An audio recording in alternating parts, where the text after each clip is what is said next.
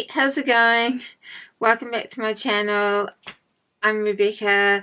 I hope you're doing well. For Victober, I am doing another tag, and that is the Classics book tag. So the Classics book tag's been going for a while. According to this, it's been going since 2015. It was created by It's a Book World, and I will leave the link to the blog down below. I decided to do this tag because I wanted to do a tag for Victober, and I thought, well, this tag is all about classics, so I thought this would be a really good tag to do. In this tag, it's not exclusively Victorian classics. You can choose any classics you want, but I thought since it's Victober, I will have my answers only as Victorian classics. For me, that would be The Turn of the Screw by Henry James. I read this a few years ago, and I thought I would really like it. It's a sort of horror, gothic horror novel, but I didn't like it at all. In fact, I think I DNF'd.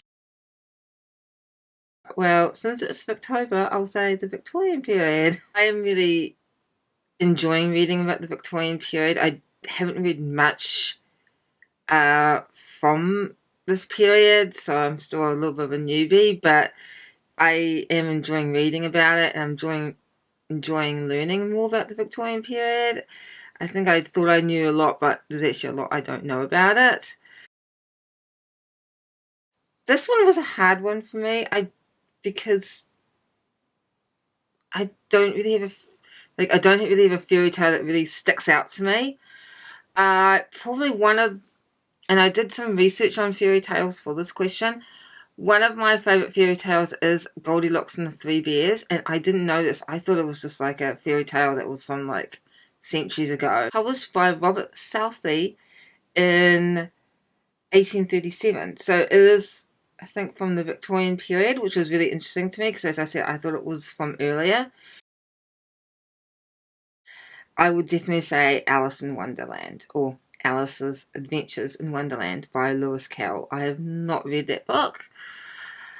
I don't know why. I think when I was a kid and a teenager, it just didn't appeal to me. I have seen the Tim Burton films recently. For whatever reason, I just still haven't picked it up. But it is a classic I'm hoping to read soon. My goal is to read it within the next year.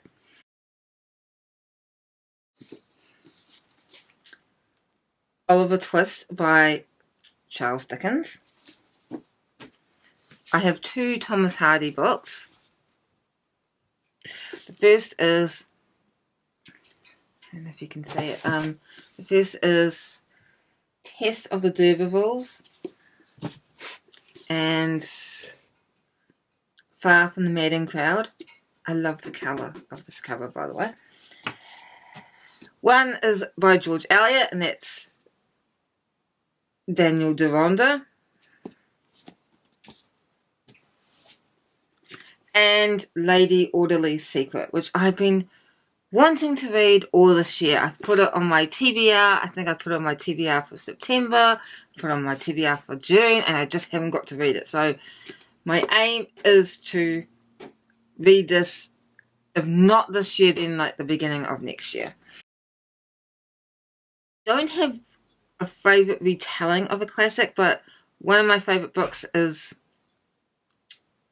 a book that takes the novel Great Expectations by Charles Dickens as its starting off point, and that is Mr. Pip. It'll be here, the cover will be by Lloyd Jones. Lloyd Jones is actually a Kiwi writer, and yes, it's basically set in this sort of South Pacific island that is undergoing a lot of turmoil, and a young boy, can't remember whether he reads Great Expectations or he is told, the story of Great Expectations by someone else, and he writes the name Mr. Pip in the sand, and this leader of this rebel group on the island reads that and thinks Mr. Pip is like some important figure. Okay, my favourite, I don't actually watch a lot of book adaptations, either on TV or in the movies, but my three are the recent Test of the D'Urbervilles. I think it was a BBC one and it was done recently. Far from the Madding Crowd, which is the film starring Carey Mulligan. Again, that was a recent release. And Jude, which was released in 1999, I think, and it stars Kate Winslet. And as you can tell, they're all Thomas Hardy movies, and I really enjoyed all three of them. I've also enjoyed various versions of A Christmas Carol. I don't think I've seen A Christmas Carol movie I didn't really like. Hardy films I've read, I've actually not read the books of, but I've really enjoyed the movies, so I'm looking forward to reading the books, because I tend to like watching the films before I read the books. I just sort of feel if I do it the other way around, I'll be constantly comparing the film to the book, with, for some reason, I don't do it if I do it the other way around. I actually think they're not worst, they're not like really bad, but I feel Frankenstein, I think. I feel like some of the films I've seen of Frankenstein aren't as good as the book. I feel the films I have seen of Frankenstein concentrate much more on him creating the monster, whilst the book, I feel, is much more focused on the aftermath and his feelings, and also the monster's feelings, and just all that conflict that surrounded Dr. Frankenstein creating his monster. And I sort of feel that the films, I don't know, I just feel the films haven't done quite as a good job in conveying that sort of feelings of conflict and guilt and Dr. Frankenstein's feelings as much as the book did.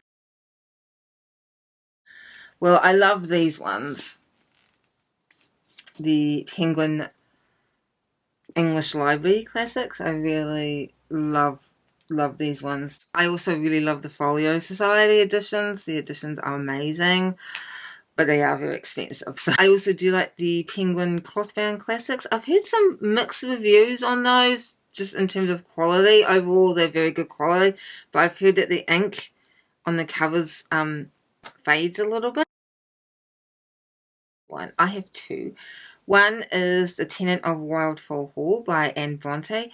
I feel Anne Bronte as a whole is a little underhyped compared to her sisters Charlotte and Emily. But I read The Tenant of Wildfall Hall this year and I enjoyed it. I actually enjoyed it more than I enjoyed her sister Emily's Wuthering Heights. Another one is Two on the Tower by Thomas Hardy. This was the first Hardy I've ever read, and I really wanted to read a Thomas Hardy book this year, but I wanted to choose the book carefully. I didn't want to choose one of his like really quite sad and depressing novels. So for instance, I do have a copy of Jude somewhere, but I am not going to read Jude for a while because I know it's very dark and very depressing. So I chose Two on the Tower mainly because it was actually in my library, so I thought, well, that's a good opportunity to read it. And yes, I actually really enjoyed it. And yeah, I would still say more people should read it. It isn't a happy book. I don't think any Thomas Hardy books are happy books. But I hope you enjoyed my video. I'm not going to tag anyone. If you see this and you want to do the tag, go for it. And yes, and I will see you next time with another Victober video.